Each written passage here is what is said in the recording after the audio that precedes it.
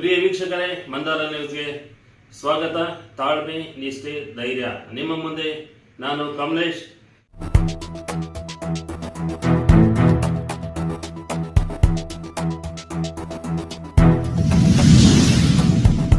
Complaint ಕೊಟ್ಬಿಟ್ಟು ಮನೇಲಿ ಬಚ್ಚಿಟ್ಕೊಂಡ್ರೆ ಏನ್ ಅರ್ಥ ಅದಕ್ಕೆ?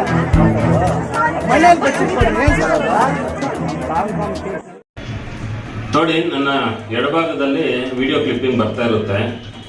ಆ ಹಳ್ಳಿ ಮುಗ್ಧ ಜನ ಎಲ್ಲರೂ ಬಹಳ ಸಂತೋಷದಿಂದ ಹಬ್ಬವನ್ನ ಆಚರಣೆ ಮಾಡ್ತಾ ಇದ್ದಾರೆ.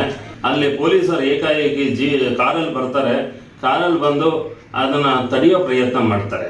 ಆ ಹಳ್ಳಿ ಜನಕ್ಕೆ ಪೊಲೀಸರು ಕಂಡ್ರೇನೆ ಒಂಥರ ಭಯದ ವಾತಾವರಣ.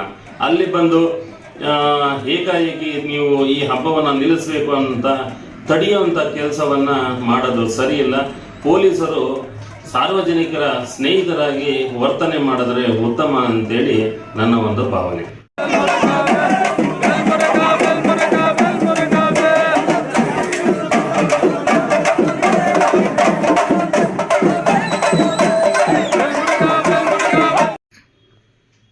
ನಿನ್ನೆ ಕೋಲಾರ ಜಿಲ್ಲೆಯಲ್ಲಿ ಒಂದು ಘಟನೆ ನಡೆದಿದೆ. ಕೋಲಾರ ಜಿಲ್ಲೆ ಬಂಗಾರಪೇಟೆ ತಾಲೂಕು ದೊಡ್ಡಪನಹಳ್ಳಿಯಲ್ಲಿ ಹಿಂದೂಗಳಿಂದನೇ ವಿರೋಧ. ನಾವು ಸನಾತನೀಯರು ಹಿಂದೂ ಧಾರ್ಮಿಕ ಹಬ್ಬಗಳು ಬಹಳ ಸಂಭ್ರಮದಿಂದ ಆಚರಣೆ ಮಾಡುವಂಥ ಒಂದು ನಮ್ಮ ಸಂಸ್ಕೃತಿ ಇದೆ. ಆ ಸಂಸ್ಕೃತಿಗೆ ಅಲ್ಲಿನ ಏನು ದೊಡ್ಡಪನಹಳ್ಳಿಯ ಒಬ್ಬ ಕೃಷ್ಣಾಜಿರಾವ್ ಅಥವಾ ಒಬ್ಬ ಅಂಗವಿಕಲ ಈ ಧಾರ್ಮಿಕ ಹಬ್ಬವನ್ನ ಇಡೀ ಆ ಪಂಚಾಯತಿ ಹಾಗೂ ಅಲ್ಲಿನ ಆ ಹಳ್ಳಿ ಜನ ಸಾವಿರಾರು ಜನ ಸೇರಿರ್ತಾರೆ. ಸಾವಿರಾರು ಜನ ಸೇರಿ ಒಂದು ಹಬ್ಬವನ್ನ ಆಚರಣೆ ಮಾಡ್ತಾ ಇರ್ತಾರೆ. ಬಹಳ ಅದ್ದೂರಿಯಾಗಿ ಸಂಭ್ರಮದಿಂದ ಹಬ್ಬವನ್ನ ಆಚರಣೆ ಮಾಡ್ತಿದ್ದಾರೆ. ಆತ ಯಾರು ಕೃಷ್ಣಾಜಿರಾವ್ ಇದ್ದಾನೆ, ಪೊಲೀಸರಿಗೆ ದೂರು ನೀಡ್ತಾನೆ, ನಮಗೆ ಇಲ್ಲಿ ತೊಂದರೆ ಆಗ್ತಾ ಇದೆ, ಇದನ್ನ ತಾವು ಬಂದು ತಡಿಬೇಕು ಅಂತೇಳಿ. ಆಗ ಕಾಮಸಮುದ್ರ ಪೊಲೀಸ್ ಠಾಣೆ ಪೊಲೀಸ್ ಸಿಬ್ಬಂದಿ ಬರ್ತಾರೆ. ಬಂದು ಅಲ್ಲಿ ಏನು ಕಾವಡಿ ಅಂತ ಹೇಳ್ತೀವಿ, ಆಷಾಢದಲ್ಲಿ ಆಡಿ ಅಂತ ಹೇಳ್ತಾರೆ, ಆಷಾಢ ಅಂತಾರೆ. ಯಾಕಂದರೆ ಅದು ಗಡಿ ಭಾಗ ಇರೋದ್ರಿಂದ ಆಡಿ ಕಾವಡಿ ಅಂತೇಳಿ ಒಂದು ಹಬ್ಬವನ್ನು ನಮ್ಮ ಸಂಸ್ಕೃತಿಯನ್ನು ಆಚರಣೆ ಮಾಡ್ತಾ ಇರ್ತಾರೆ. ಅಲ್ಲಿ ಪೊಲೀಸರು ಬಂದು ಅದನ್ನು ತಡೆಯೋ ಪ್ರಯತ್ನ ಮಾಡ್ತಾರೆ. ತಡೆಯೋ ಪ್ರಯತ್ನ ಮಾಡಿದಾಗ ಊರಿನ ಜನ, ಆ ಹಳ್ಳಿಯ ಜನ ವಾಗ್ವಾದಕ್ಕೆ ಈಡಾಗ್ತಾರೆ. ಆಗ ಪೊಲೀಸರು ಅವ್ರನ್ನ ತಡೆದು ಹಬ್ಬ ಆಚರಣೆ ಮಾಡಬಾರ್ದು ಅಂತೇಳಿ ತಡೀತಾರೆ. ಆ ತಡೆಯೋ ಪೊಲೀಸ್ ಅಧಿಕಾರಿಗಳಿಗೂ ಸಹ ಕನ್ನಡ ಮಾತಾಡೋ ಸೌಜನ್ಯತೆ ಸಹ ಇಲ್ಲ. ಅವ್ರು ಬಂದು ತೆಲುಗಲ್ಲಿ ಹೇಳ್ತಾರೆ. ಅಲ್ಲಿ ಹೆಚ್ಚಾಗಿ ಏನು ಆ ಹಳ್ಳಿ ಇದೆ,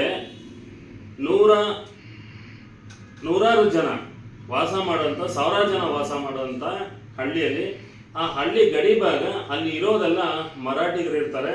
ಆದರೆ ಅಲ್ಲಿ ಇವರು ಕನ್ನಡ ಭಾಷೆ ಬಳಸದೆ ತೆಲುಗು ಭಾಷೆ ಬಳಸಿ ಅದನ್ನು ತಡೀತಾರೆ ಪೊಲೀಸ್ ಸಿಬ್ಬಂದಿಯವರು.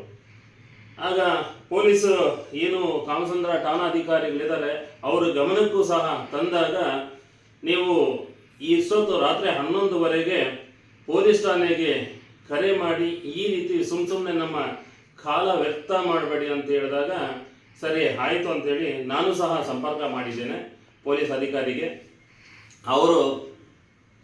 ಅವರು ಹೇಳ್ತಾರೆ, ಕಿರಣ್ ಸಬ್ ಇನ್ಸ್ಪೆಕ್ಟರ್ ಅವ್ರು ಹೇಳ್ತಾರೆ, ನೀವು 11:00ವರೆಗೆ ಕರೆ ಮಾಡೋಂಗಿಲ್ಲ ಅಂತ. ಅಂದರೆ ಸರ್ಕಾರಿ ಒಂದು ಏನು ನಂಬರ್ ಕೊಟ್ಟಿರ್ತಾರೆ, ಆ ಸರ್ಕಾರಿ ನಂಬರ್ಗೆ ಸಾರ್ವಜನಿಕರು ಕರೆ ಮಾಡಬಾರ್ದ ಅನ್ನೋದು ನನ್ನ ಪ್ರಶ್ನೆ. ಆ ಪ್ರಶ್ನೆಗೆ ಸರಿಯಾದ ಉತ್ತರ ಸಿಗೋದಿಲ್ಲ.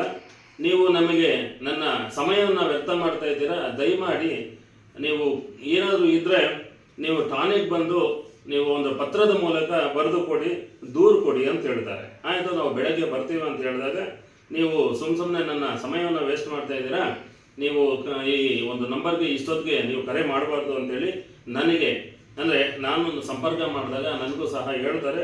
ಅದಾದಮೇಲೆ ನಾನು ಸಹ ಹೇಳಿ ಅವರಿಗೆ, ನಿಮ್ಮ ಸಮಯನ ಏನಾದರೂ ವ್ಯರ್ಥ ಮಾಡಿದರೆ ನಿಮಗೆ ನಾನು ಕ್ಷಮೆ ಯಾಚಿಸ್ತೀನಿ ಅಂತೇಳಿ ನಾನು ನನ್ನ ಕರೆಯನ್ನು ಕಡಿತೀನಿ. ಸೊ ಈ ರೀತಿ ಧಾರ್ಮಿಕ ಹಬ್ಬಗಳು ನಾವು ಹಿಂದೂಗಳು ಆಚರಿಸ್ತಾ ಇರಬೇಕಾದ್ರೆ ನಮ್ಮ ಧಾರ್ಮಿಕ ಹಬ್ಬಗಳಿಗೆ ಇಷ್ಟೊಂದು ಅಡಚಣೆ ಯಾಕೆ ಅನ್ನೋದು ಅಲ್ಲಿನ ಸ್ಥಳೀಯ ಸಾರ್ವಜನಿಕರ ಪ್ರಶ್ನೆಯಾಗಿದೆ.